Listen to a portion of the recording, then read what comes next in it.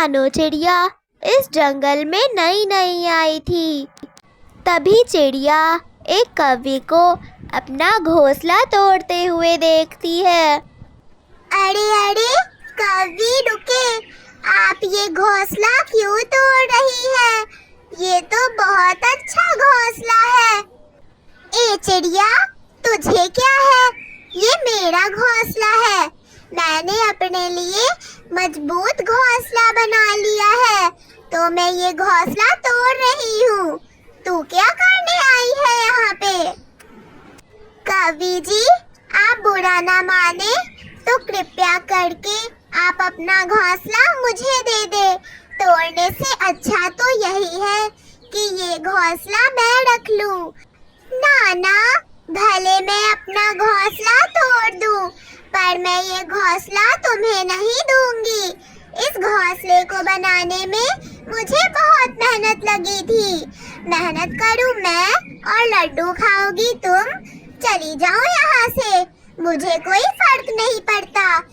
उदास होकर रानो चिड़िया और उसकी बेटी वहाँ से चली जाती है।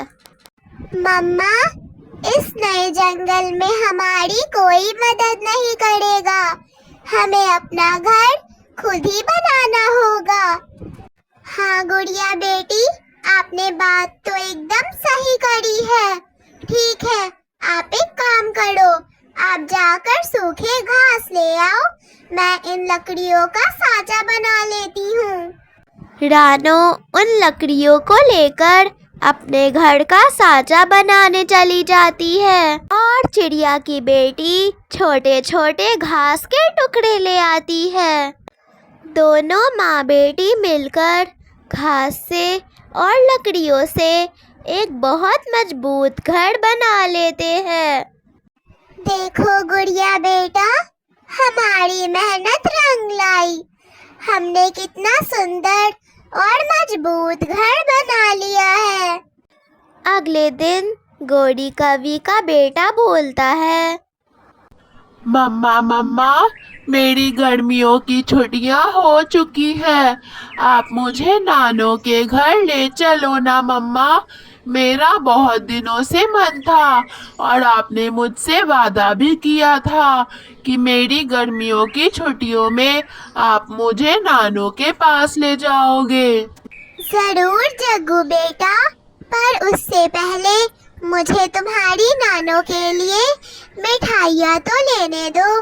हम खाली पंख थोड़ी जाएंगे, मिठाइयाँ तो लेंगे ही ना। तुम यहीं रुको, मैं मिठाइयाँ लेकर आई।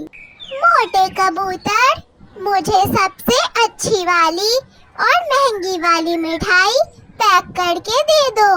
मैं अपनी माँ के घर जा रही हूँ, उन्हें अच्छी मिठाइयाँ ही पसंद है। बेकार सी गड़ी सली मिठाई मत दे देना, वरना दो लगा दूंगी। गोरी कवि, मेरे मिठाइयाँ काफी प्रसिद्ध है। दूर दूर से गांव वाले मेरे दुकान मिठाइयाँ खाने आते हैं। मेरी मिठाइयाँ कभी गड़ी सली नहीं होती। मैं तुम्हें सबसे अच्छी मिठाई देता हूँ, जो काफी महंगी और स्वादिष्ट होती है। गोरी कवि कबूतर से सबसे अच्छी वाली मिठाई लेकर अपने बेटे के साथ अपने नानों के घर निकलती है। उड़ते उड़ते दोनों माँ बेटे को शाम हो जाती है, पर वो दोनों अभी तक अपने मंजिल तक नहीं पहुँचे थे।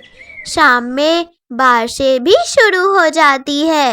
दोनों माँ बेटे बारिशों की वजह से उड़ नहीं पा रहे थे।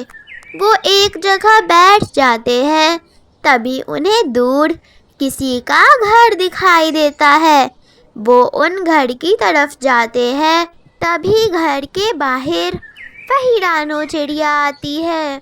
वो रानो चिड़िया उस बारिश में उन्हें अपने घर में ले जाती है, उन्हें खाना खिलाती है और चाय भी पिलाती है।